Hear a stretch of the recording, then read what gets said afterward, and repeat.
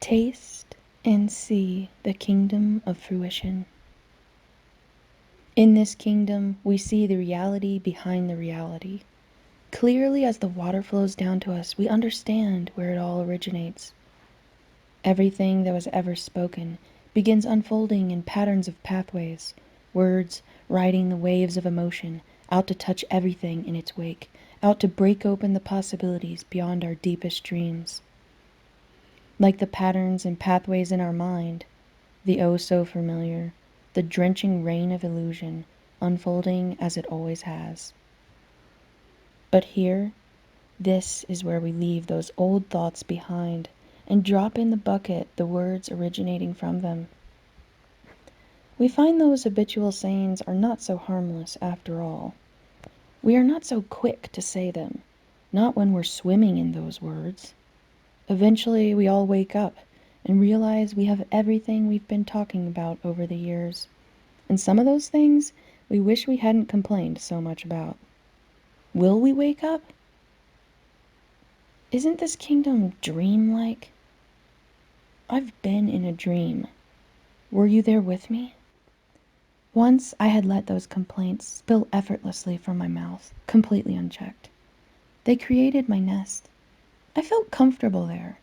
Comfortable telling the stories of victimhood. I guess I liked it. I liked feeling small, pitied, like I had a good excuse to be the way that I was. Till one day I noticed I was drowning in those swimmy words. The river of momentum became too much. I had lost my foothold. And when I woke up, turns out I was the victim that I convinced myself that I was. What had come out of me, out of my mouth, out of my heart, had become my reality. Somehow, when spring came, the flowers of truth began to bloom. Those flowers that had been haunted in their endless winter of sifting through the dirt. No sun, no warmth, hardly any water. In all honesty, they didn't even start growing for what seemed like forever. Those painful pansies and peonies told me that if I was the one who took on the words, who told the stories about who I was and what kind of power I had or didn't have, ultimately, it was up to me to turn those stories around and start telling new ones, ones that were actually true for once. And realizing what I had planted, even what others had planted, realizing what I took with me into my winter, it became easier to cut myself some slack when I saw thorns popping up. Spring doesn't always come with flowers, it turns out. But I've made a commitment. My words demonstrate my commitment to plant better seeds this time around. I plant my words with intention, and in turn, those words plant their momentum back into my heart. Everywhere I look, I see words being planted. The sweetness of the fruit they bear is proof that those words were sweet seeds. When I bite into the bitter fruit, indulge in the mouthful of gravel that entices me with its lies, I spit it out. Ugh, quick, too. Those words are nasty. It's hard to believe I sought out that taste at one point. Nowadays, I set time aside to dig up those seeds from my heart. Because that fruit had to begin somewhere, and I realized it was inside of me. When it's inside of us, we don't need to be scared of it. All we have to do is recognize that these words are within the boundaries of our own power, our own responsibility. Nobody else can come along and speak your words for you. Nothing outside of us can clean out our own junk. Spit it out. Engage the muscles of your own tongue. Make the commitment to only swallow sweet tasting words. You know what tastes good when you say it. You can tell by the fruit in your life. What does your life taste like? What will your tomorrow taste like? The gate is only open for those who are committed.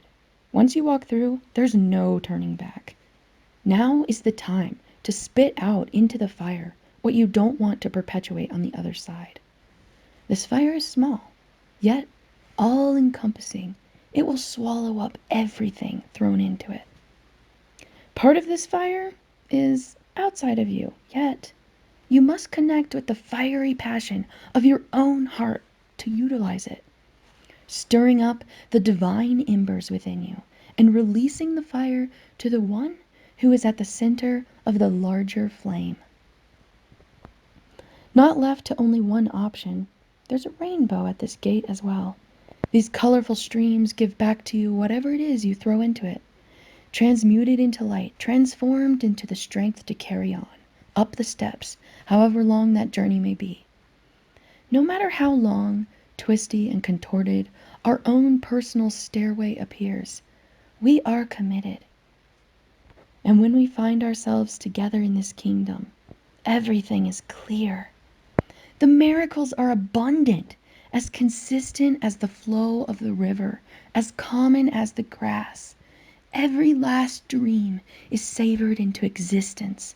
The taste is deliciously dancing in my mouth. Perhaps many of us are already a part of this kingdom, going ever deeper into its realms.